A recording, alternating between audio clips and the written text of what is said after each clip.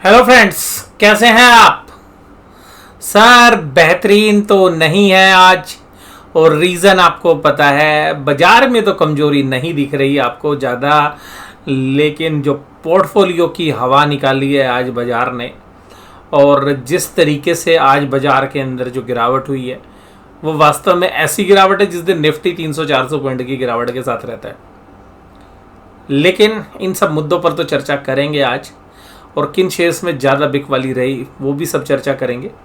लेकिन सबसे खास बात आज हम करेंगे कि किस तरीके से बाजार जो है आपको सांस नहीं लेने दे रहा। और इन सभी मुद्दों के साथ जो है चर्चा शुरू करें सबसे पहले कल की बात के साथ। कल मैंने जो शीर्षक रखा था वो शीर्षक था कि भाई सांड और भालू की लड़ाई होने वाली है, और लड़ाई क्या होने वाली है, वो तो रोज़ चलती है। लेकिन जो भालू जिसका हाथ मरोड़ के जो है और गाड़ी के ऊपर दबोच के रखा हुआ था पिछले साल तक, 2021 में इस तरीके की मीम्स जो है हमें देखने के लिए मिलती थी। अब वो भालू ने भाई साहब सांड को उठा के कहाँ फेंक दिया पता भी नहीं चल रहा है। आज के लिए मैंने आपके साथ चर्चा की थी कि भाई साहब या तो सांड दोपहर तक बाजार को संभाल लो, नहीं तो दोपहर को भालू आ जाएगा और भालू आपको उड़ा देगा। आज के बाजार की कुछ मुख्य जो शेयर्स हैं उन पर कुछ चर्चा करूंगा मैं आज। एक हो सकता है कि मैं आपको इसके बाद एक और वीडियो जो है एक इंटरेस्टिंग वीडियो आपके साथ शेयर करूं कि भाई सब कौन से शेयर्स क्या बढ़िया दिग्गज शेयर्स जो है कैसे उड़े। मुझे याद है कि हमारे एक अल्फा मेंबर्स हैं, वो चार्टर्ड अकाउंटेंट भी हैं, और मैं पिछले 1-1.5 महीने पहले उनके साथ चर्चा कर रहा था कि मैं कह रहा था कि भाई साहब आपको 1900 रुपये का भाव जो है देखने के लिए मिलेगा, और मुझे लगता है 1800 रुपये का भाव भी देखने के लिए मिलेगा। और उस शेयर्स का नाम था सुप्रीम इंडस्ट्रीज़। तो उन भाई साहब का कहना था भाई साहब 1800 रुपये तो नहीं आएगा, आप शर्त लगा लो। मैंने कहा था जी ये बाज़ार है और बाज़ार में सब कुछ होता है, और बाज़ार में 1700 रुपये का भाव आ गया। तो देखिएगा बाज़ार है, बाज़ार में दोनों तरीके की चीज़ें होती हैं। जब तेज़ी होती है तो भयंकर तेज़ी होती है, और जब मंदी होती है तो भी भयंकर होती है। बाज़ार में जीत किसकी होती है? जीत उसकी होती है जो संयम रखता है, धैर्य रखता है, डिसिप्लिन में काम करता है।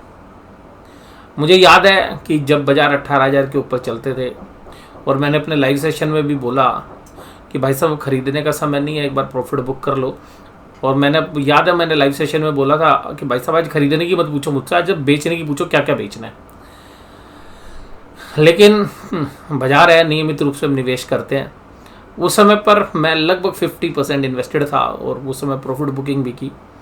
बाजार की इस गिरावट के अंदर हालांकि मैं भी 70% के लेवल के ऊपर लगभग अपने पोर्टफोलियो में इन्वेस्टेड हूँ। यानी कि इस गिरावट में 20% हमने भी खरीदा है। ऐसा नहीं है कि हम नहीं खरीद रहे, लेकिन खरीदने के बाद भी गिरता है। हम जो भाव प्रेडिक्ट करते हैं उसके नीचे भी बाजार जा रहा है।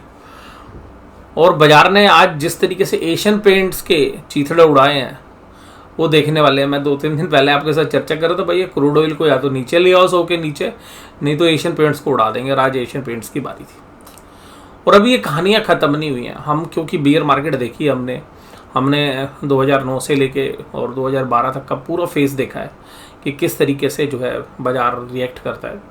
क्योंकि हालांकि उससे पहले भी बियर मार्केट है, बट जो मुझे पूरी तरीके से मतलब याद है, और उसके बाद हमने 2018 के अंदर भी जो है मिड कैप के अंदर जो सेलिंग प्रेशर देखा 18-19, और जो 2020 में जब कोविड आया तो किस तरीके से पोर्टफोलियो की चीथड़े उड़ गए। लेकिन उन सब के बाद बाजार फिर दोबारा से चलता है, नए जोश के साथ आता है, चीज़ें आती हैं। लेकिन इस बार बाजार के अंदर करेक्शन ज़्यादा इसलिए भी है क्योंकि ज़्यादा नए लोग आए थे, ज़्यादा लोग थे तो ज़्यादा बड़ी रैली हुई थी। जब रैली बड़ी होती है तो भाई साहब करेक्शन भी जो है ज़्यादा लंबे समय की हो सकती है या डीपर हो सकती है।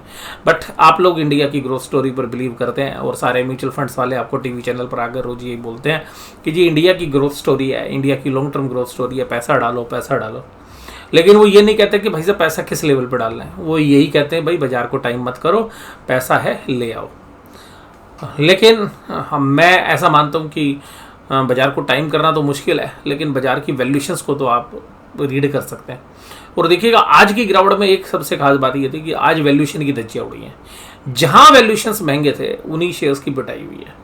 ऐसा कुछ नहीं है कि भाई सब सबको धुलाई हुई है। देखिए कब गिरे सब हैं, थोड़े थोड़े गिरे हैं, लेकिन जहां पर वैल्यूएशन सब रिच थी 70 80 90 के पी पर चल रहे थे, वहां पे भाई साहब रेल उड़ा दी। आप एशियन पेंट छोड़िए, बर्जर पेंट को भी उड़ाया आज। और बर्जर पेंट को छोड़िए, मैं आपको कहता हूँ हमारे भी पोर्टफोलियो स्टॉक जीएनएफसी को भी उड़ाया 7-8%, लेकिन क्योंकि वो हम मल्टीपल प्रॉफिट्स में हैं। और जब मैंने पिछले दिनों में जब आपके साथ जो मेंबर्स की वीडियो शेयर की थी, उसमें मैंने कहा था कि नोट छापने की मशीन है, लेकिन इसका मतलब ये नहीं है कि आप इसको इसी भाव पे खरीदेंगे। आप थोड़ा इंतजार करिए बढ़िया रिजल्ट के बाद। क्योंकि जो लोग शेयर्स खरीद रहे हैं वो केवल जीएनएफसी नहीं खरीद रहे हैं, उनके पास ढेरों शेयर्स हैं। जब उनकी पोजीशन दूसरी जगह अटकेगी ना भाई, वो दूसरा शेयर बेच के ना अपनी इज्जत बचाते हैं। और यही चीज़ जो है मैं आज आपको बताने जा रहा हूँ।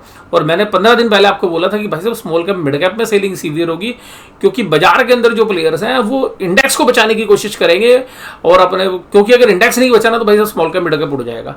तो अब वही परिस्थिति आ गई कि बड़े प्लेयर्स और इवन द म्यूचुअल फंड्स क्या कर रहे हैं, भाई साहब बोले यार स्मॉल कैप और मिड कैप को फेंको भाई, इंडेक्स को बचाना है। क्योंकि एफआईआईज की सेलिंग हर जगह है, वो इंडेक्स में भी बेच रहा है, मिड कैप में बेच रहा है, स्मॉल कैप में बेच रहा है, लेकिन आप इंडेक्स को बचाओगे सबसे पहले, क्योंकि अगर बेंचमार्क गिर गया ना फिर कुछ नहीं बचेगा। तो बेंचमार्क को बचाने की जो है जिद्दोजहद है। और मैंने बोला था भाई साहब दोपहर में चीथड़े उड़ा देंगे अगर सांड ने ना ताकत नहीं लगाई तो।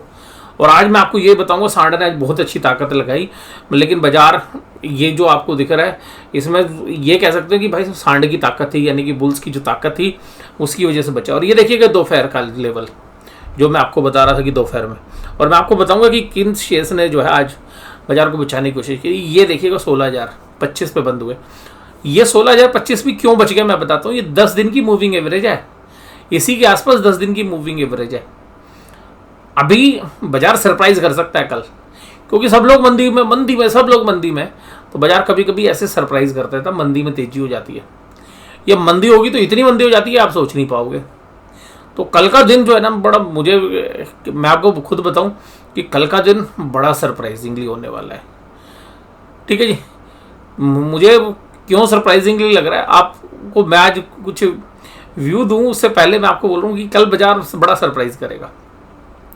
बाजार तीनों तरफ बैठा हुआ है, तीनों तरफ समझ रहे हो आप। बाजार में इतने शॉर्ट्स हैं, अगर शॉर्ट कवरिंग आ गई ना भाई 1000 पॉइंट खींच देगा बैंक निफ्टी के लिए, 1500 भी खींच सकता है।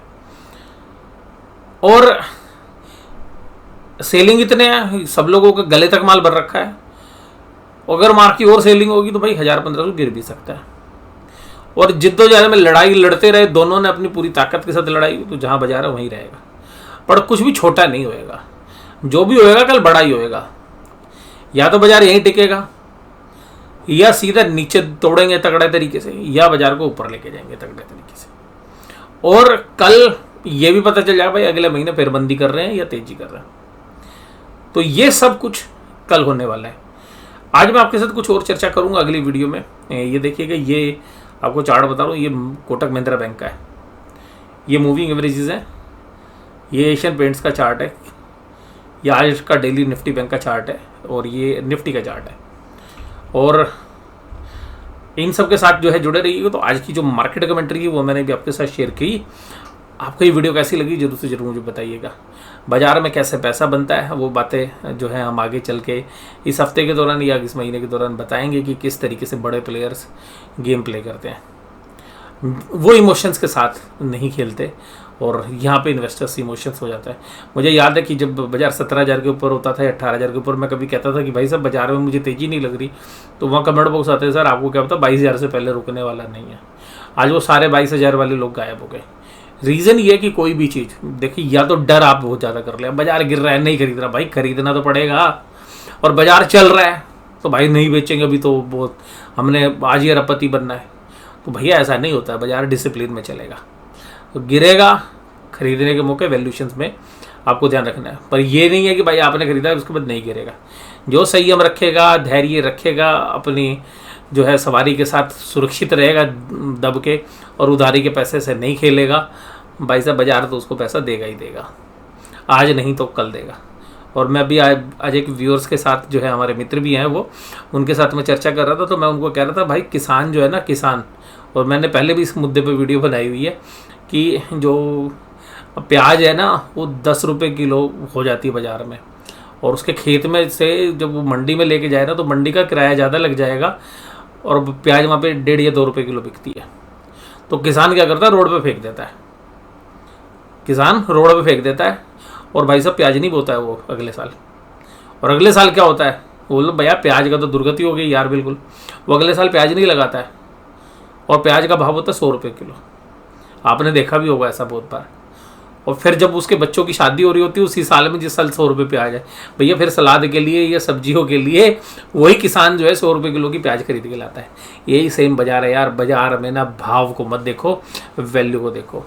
लेकिन उसी परिस्थिति के अंदर जब प्याज के भाव नीचे होते हैं तो बहुत सारी कंपनियां भैया जब 10 रुपये किलो प्याज होती है तो बहुत सारे प्याज को खरीदती है और उसको वैल्यू एडेड करती है, या उसकी जो लाइफ है उसको बढ़ा देती है। कुछ भी नहीं है तो उसको भाई साहब भूनने के बाद या रोस्ट करने के बाद जो है रखती है, और बाद में पैकिंग के माध्यम से वो 100 ग्राम जो है 100 रुपये की बेचती है। तो ये सब बाजार है। तो बाजार में किस तरीके से काम होता है, तो बाजार में जो भाव है मैं बोलता हूँ हमेशा वो भगवान है। तो अब भगवान आपको दर्शन दे रहे हैं, आपको दर्शन किस प्राइस पर लेने हैं वो आपकी मर्जी है। तो ये वीडियो आपको कैसी लगी जरूर से ज़रूर मुझे बताइएगा। वीडियो देखने के लिए धन्यवाद। Thank you very much.